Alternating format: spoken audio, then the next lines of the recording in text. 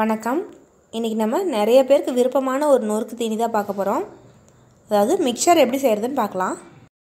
மிக்சரை பொறுத்த வரைக்கும் நிறைய முறையில் செய்யலாம். அதாவது தானியத்தெல்லாம் போட்டு நவதானிய மிக்சர் செய்யலாம், அப்புறம் பச்சைப்பயிறு மிக்சர், அப்புறம் வேர்க்கடலை. இந்த மாதிரி நமக்கு விருப்பமான பொருளை வச்சு எந்த மிக்சர் வேணாலும் செய்யலாம். ஆனால் நாம் இன்றைக்கி பார்க்க போகிறது காராபூந்தி, ஓமப்பொடி, வேர்க்கடலை, பாதாம், முந்திரி, பூண்டு, கருவேப்பிலை இதெல்லாம் வச்சு ஒரு மிக்சர் செய்யலாம். இப்போ இந்த மிக்சருக்கு தேவையான பொருள்லாம் என்னென்னு பார்த்துடலாம். இப்போ முதல்ல காராபூந்திக்கு தேவையான பொருள் என்னென்னு பார்க்கலாம். கடலை மாவு 5 கப், அரிசி மாவு 1/2 கப், வெண்ணெய் 1/2 தேக்கரண்டி, உப்பு 1 தேக்கரண்டி, மஞ்சத்தூள் 1 சிட்டிகை, மிளகாத்தூள் 1 தேக்கரண்டி, பெருங்காயத்தூள் 1 சிட்டிகை. அதுக்கப்புறம் ஓமப்பொடிக்கு தேவையானது கடலை மாவு 5 கப், அரிசி மாவு 1 கப், உப்பு 1 தேக்கரண்டி, மஞ்சத்தூள் 1 சிட்டிகை, மிளகாத்தூள் 1 தேக்கரண்டி, அப்புறம் ஓமம். அதை வறுத்து அரைச்சி பொடி பண்ணியும் போடலாம், இல்லைன்னா தண்ணி ஊற்றி அரைச்சும் சேர்த்துக்கலாம். நான் ஓமம் பொடியாக சேர்த்துருக்கேன் 1 தேக்கரண்டி, வெண்ணெய் 1/2 தேக்கரண்டி.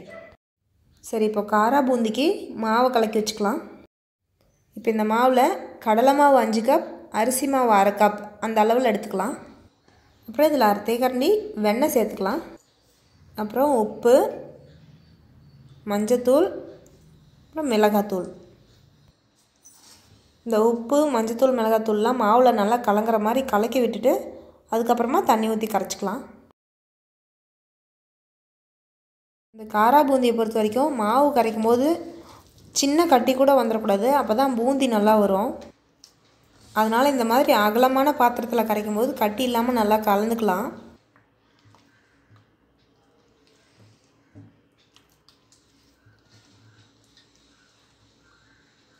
இப்போ இந்த மாவை நல்லா கட்டி இல்லாமல் கலந்தாச்சு. இதை ஒரு சின்ன பாத்திரத்தில் மாற்றிக்கலாம். ஏன்னா இவ்வளோ அகலமான பாத்திரத்தில் வச்சுக்கிட்டு கரண்டியில் எடுத்து ஊற்றுறது கொஞ்சம் கஷ்டம். அதனால தான் இந்த மாவை கலக்க ஆரம்பிக்கும் போதே ஒரு சிட்டிகை பெருங்காயம் சேர்த்துருக்கணும். ஆனால் நான் மறந்துட்டேன், அதனால் இப்போ சேர்த்துக்கிறேன். பெருங்காயத்தை அப்படியே போட்டுட்டோம்னா ஒரு பக்கமாக நின்றோம். அதனால தான் போட்டு சும்மா கொஞ்சமாக தண்ணி கலந்து சேர்த்துக்கிறேன். பூந்திக்கு மாவை நல்லா கட்டி இல்லாமல் கரைச்சிட்டு இந்த பதத்தில் கலந்து வச்சுக்கலாம். சரி, இது ஒரு பக்கம் வச்சுட்டு ஓமப்பொடிக்கும் மாவை கலந்து வச்சிடலாம். இப்போ ஓமப்பொடிக்கு கடலை மாவு 5 கப், அரிசி மாவு 1 கப் அந்த அளவில் எடுத்துக்கணும். இப்போ இந்த மாவுலேயே உப்பு, மஞ்சத்தூள், மிளகாத்தூள், அப்புறம் ஓமத்தை வறுத்து பொடி பண்ணி வச்சுருக்கேன் நான். அப்புறம் வெண்ணெய். இப்போ இந்த மாவெல்லாம் நல்லா கலந்துக்கிட்டு அதுக்கப்புறமா தண்ணி கொஞ்சம் கொஞ்சமாக தொளித்து பிசைஞ்சிக்கலாம். இது பிசையும் போது தண்ணி பார்த்து கொஞ்சம் கொஞ்சமாக ஊற்றிக்கணும். தண்ணி அதிகமாக போயிட்டாலும் நல்லா வராது.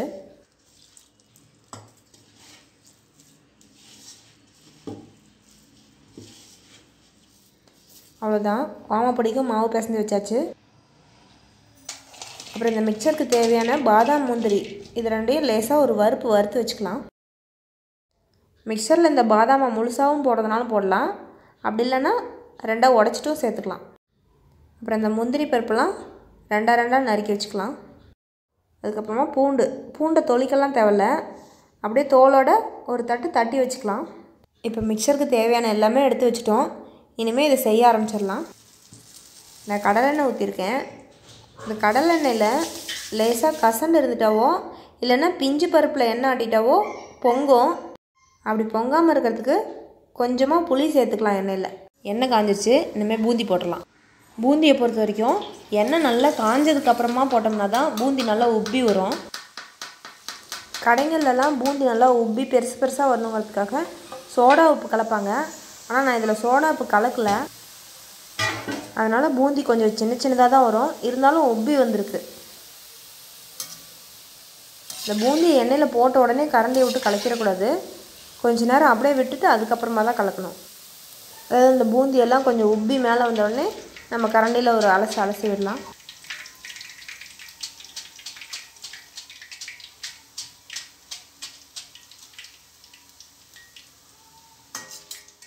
கொதிச்சிட்டு இருக்கிற எண்ணெயெல்லாம் அடங்கிடுச்சுனாவே இந்த பூந்தி வெந்துடுச்சுன்னு அர்த்தம். இந்த சமயத்தில் நம்ம பூந்தி அரிச்சு எடுத்துடலாம். அதுக்கப்புறம் ஓமப்பொடி செய்கிறதுக்கு நான் இடியாப்ப குழாயில் செய்கிறேன். இந்த ஓமப்பொடியை இடியாப்பம் செய்கிற கண் இருக்கு இல்லையா, ரொம்ப மெல்லிஸாக இருக்குமே, அதுலேயும் செய்யலாம். அதை விட இன்னும் கொஞ்சம் பெருசாக இருக்கும், அதுலேயும் செய்யலாம். நான் வந்து பெரிய கண்ணில் தான் செஞ்சுருக்கேன். அந்த இடியாப்பம் செய்கிற சின்ன ஹோல்ஸில் செஞ்சோம்னா ரொம்ப தூள் தூளாக போயிடும். அது இல்லாமல் போட்ட உடனே வெந்துடும், சில நேரத்தில் அது கருகிடும். அதனால தான் நான் பெருசில் செஞ்சுருக்கேன். இந்த இடியாப்ப குழாயில் ஓரத்துலலாம் ஒட்டாமல் வரத்துக்கு எண்ணெய் மட்டும் கொஞ்சம் தடவிக்கலாம். எண்ணெய் காஞ்சிருச்சு, இது அப்படியே எண்ணெயிலே சுற்றி விட்டுடலாம்.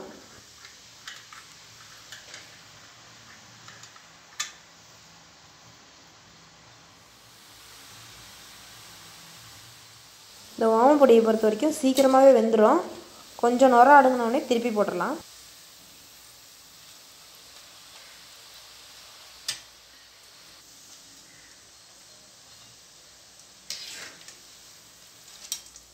அவ்வளோதான், ஓமப்பொடி சீக்கிரமாகவே வெந்துடும்.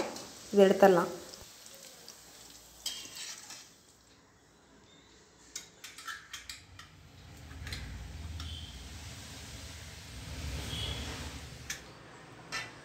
அடுத்தது முந்திரி பருப்பு எண்ணெயில் வறுத்து சேர்த்துக்கலாம்.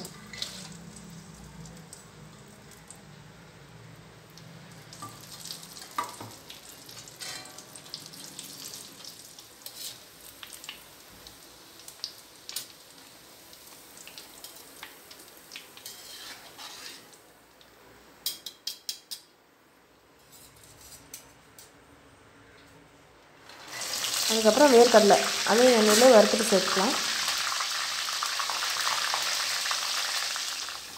வேர்க்கடலை பொறுத்த வரைக்கும் நமக்கு வேகாத மாதிரி இருக்கும், ஆனால் சீக்கிரம் கருகிடும். அதனால் இந்த பதத்தில் இருந்தால் போதும்.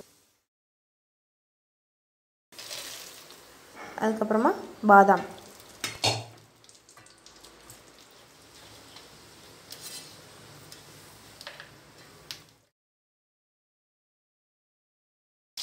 அதுக்கப்புறம் பூண்டு அதையும் எண்ணெயிலே வறுத்துட்டு சேர்த்துக்கலாம். பூண்டு ரொம்பவும் வெந்துடக்கூடாது, அது கருகிடும். அதே சமயத்தில் வேகாமல் எடுத்துடக்கூடாது.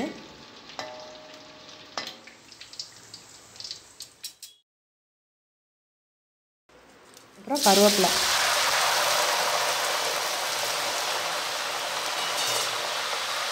இந்த கருவேப்பிலை போட்டதும் நல்லா பொரிஞ்சிரும். பொரிஞ்சு எண்ணெய் அடங்கினோடனே எடுத்து சேர்த்துக்கலாம். இப்போ இந்த மிக்சரில் தேவையான அளவு உப்பு சேர்த்துக்கலாம். அதுக்கப்புறம் காரத்துக்கு தேவையான அளவு மிளகாத்தூள்.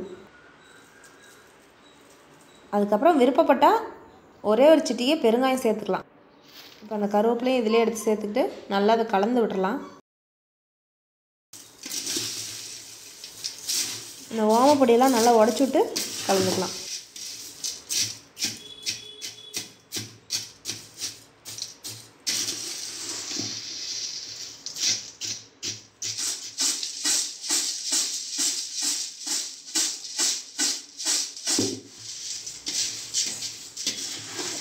அவ்வளோதான், நல்லா மொறுமொறுப்பான மிக்சர் தயாராகிடுச்சு.